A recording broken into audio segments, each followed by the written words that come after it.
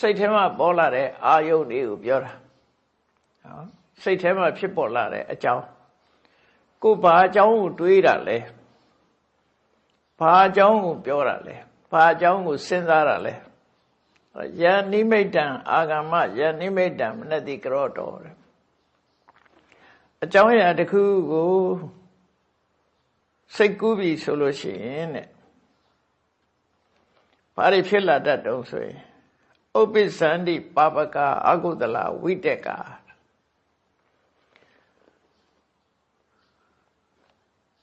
မကောင်းတဲ့အကုသိုလ်အတွေးတွေဟာရှင်တဲ့နှလုံးထဲမှာရောက်လာတတ်တယ်မကောင်းတဲ့အတွေးဆိုတာဘာလဲသန္တုပတန်ဟိတာပိလောဘနဲ့ပတ်သက်တဲ့အတွေးဒါလည်းအကောင်းမဟုတ်ဘူးမကောင်းဘူးဒေါတုပတန်ဟိတာပိဒေါသနဲ့ပတ်သက်တဲ့အတွေးဟာလည်းမကောင်းဘူးမောဟုပတန်ဟိတာပိမောဟနဲ့ပတ်သက်တဲ့အတွေးလည်းမကောင်းမောဟနဲ့ပတ်သက်တဲ့အတွေးဆိုတာဒီ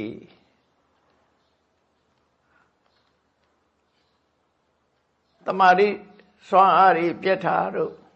တန်တရားတွေနဲ့တွေးတာတို့ဘုရားတရားသံဃာနဲ့ပတ်သက်ပြီးတန်တရားတွေဖြစ်တာတို့အမှန်တရားနဲ့ပတ်သက်ပြီးတန်တရားတွေနဲ့တွေးတာတို့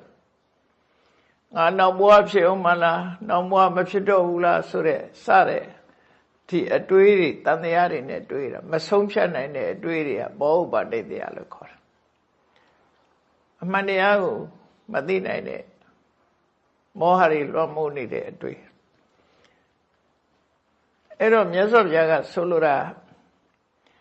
အာယုန်တစ်ခုစိတ်ကူးကြံစီမိလိုက်တာနဲ့တပြိုင်နက်တဲ့ရှင်ထဲမှာမကောင်းတဲ့အတွေးတွေဖြစ်လာတတ်တယ်အဲ့ဒါတွေဟာလောဘနဲ့တွေးတာလည်းဖြစ်နိုင်တယ်ဒေါသနဲ့တွေးတာလည်းဖြစ်နိုင်တယ်လုံသင့်တာမလုံသင့်တာကိုမသိတဲ့တွေးဝေးနေတဲ့အတွေးနဲ့တွေးတာလည်းဖြစ်နိုင်တယ်အဲ့ဒီအတွေးတွေဟာမကောင်းတဲ့အတွေးတွေကြီးပဲအတွေးမှားတွေကြီးပဲလို့ဆိုလိုတယ်အဲ့ဒီအတွေးမှားတွေကိုဘယ်လိုဖြေဖြောင်း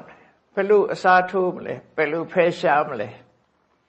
အဲ့ဒီနိလန်းကိုမြတ်စွာဘုရားကဟောတာတေနအဲ့ဒီလိုအတွေးမှားတွေရင်ထဲမှာရောက်လာပြီဆိုရင်တမ္မာနိမိတ္တအညာနိမိတ္တမနတိကာတဗံကုသလူပတန်ဟိတာတဲ့အပြစ်ကင်းတဲ့အတွေးတွေကိုပြောင်းပြီးတော့တွေးလိုက်ပါဒါလက်တွေ့ကျင့်သုံးတဲ့ဟာနော်အဲ့ဒီအတွေးမှားတွေတွေးနေလို့ရှိရင်အဲ့ဒီအတွေးမှားတွေအစားချက်ချင်းပဲအပြစ်ကင်းတဲ့အတွေးမျိုးပြောင်းပြီးတော့တွေးလိုက်ပါတဲ့အဲ့ဒီလိုပြောင်းတွေးလိုက်လို့ရှိရင်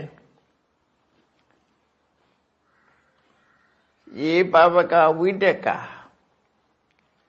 မကောင်းတဲ့အတွေးတွေဟာလောဘနဲ့တွေးတာပဲဖြစ်ဖြစ်ဒေါသနဲ့တွေးတာပဲဖြစ်ဖြစ်မောဟနဲ့တွေးတာပဲဖြစ်ဖြစ်အဲ့ဒီအတွေးတွေဟာကွယ်ပြောက်သွားပါလိမ့်မယ်ဒါအတွေးမှကိုယ့်ရင်ထဲမှာအတွေးကိုအတွေးနဲ့ဖယ်ရှားပလိုက်တယ်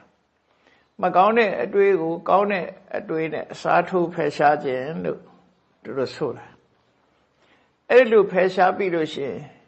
အဲ့ဒီအာယုတစ်ခုပေါ်မှာစိတ်ကလေးကတည်ငြိမ်သွားလိမ့်မယ်တဲ့တည်ငြိမ်သွားလိမ့်မယ်အဲ့ဒီလိုတည်ငြိမ်သွားခြင်းဟာကောင်းတဲ့မကောင်းတဲ့အတွေးတွေကိုကောင်းတဲ့အတွေးနဲ့